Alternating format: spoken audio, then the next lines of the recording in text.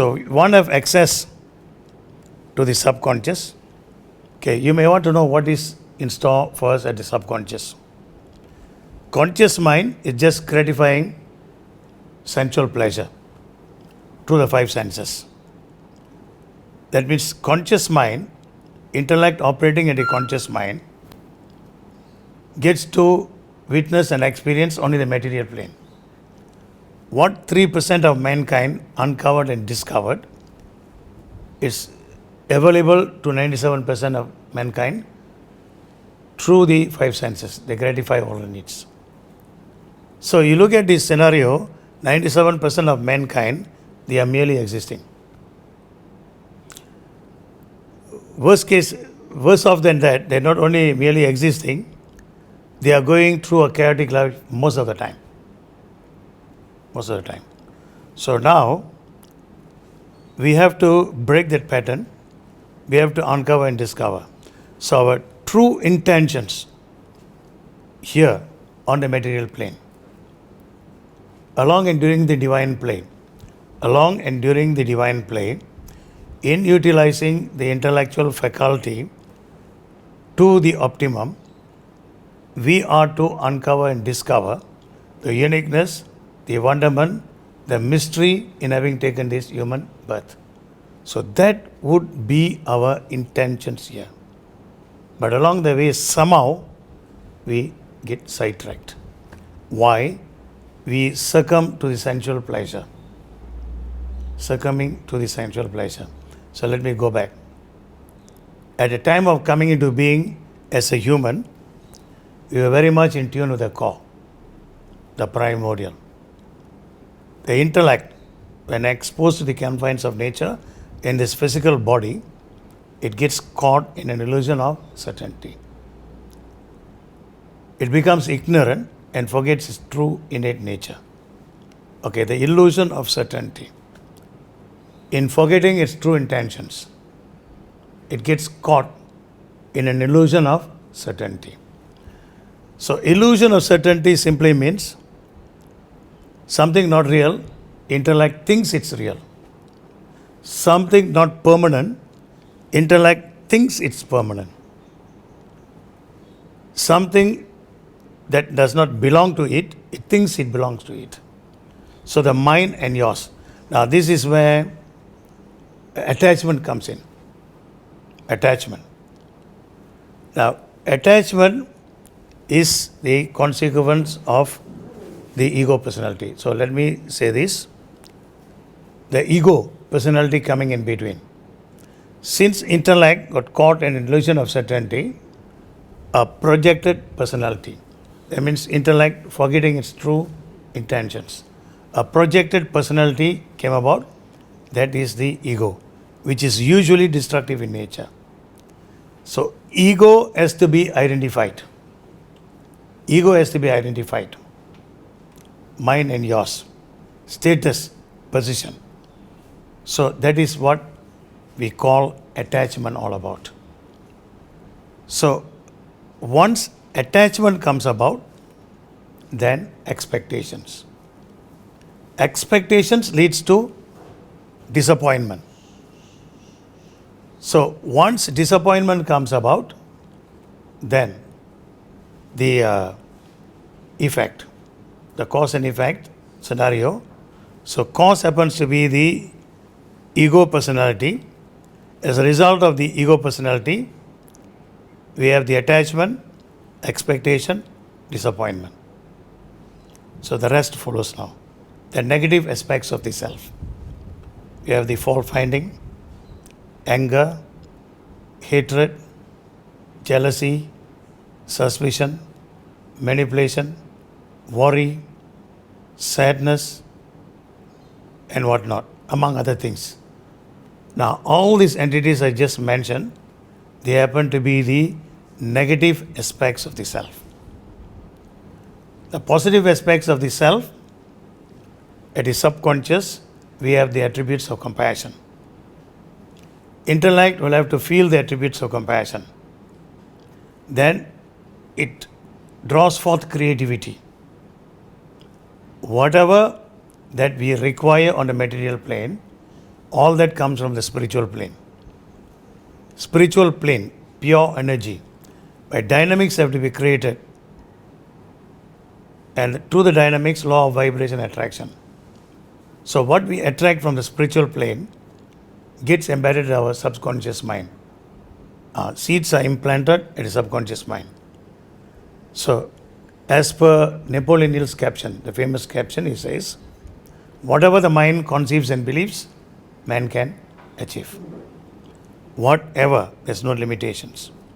Okay, meaning we have come into a world full of possibilities. Full of possibilities. What is preventing us from experiencing life to the fullest? We are a very unique design. See, our design is very unique. We are designed to lead a superior life as compared to the animal kingdom. Far, far superior compared to the animal kingdom. Because only mankind endowed with the intellectual faculty.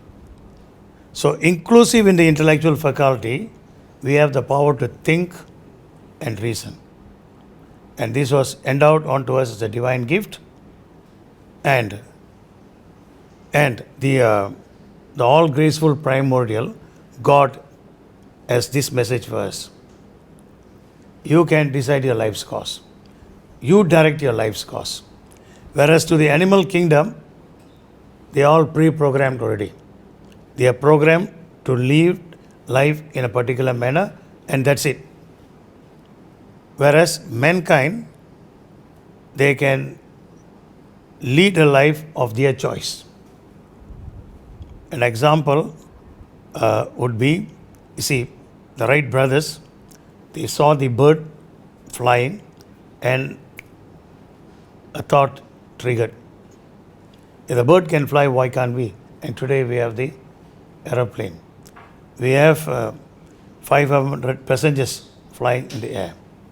Whereas that idea came to the human by observing the bird, a simple bird. So the bird can't fly around with a single person. Whereas today we have the mighty planes out there carrying 500 passengers and flying about. So this is the wonderment of man's thought power. Comes under thought power. So what is preventing us? Why?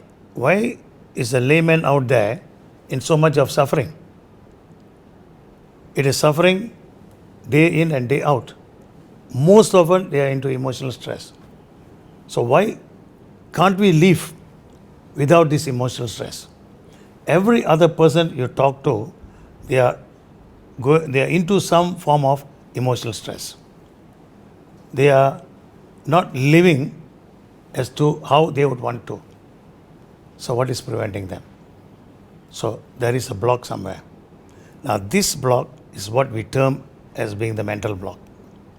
The mental block, a block in the mind. Okay, what is the block in the mind?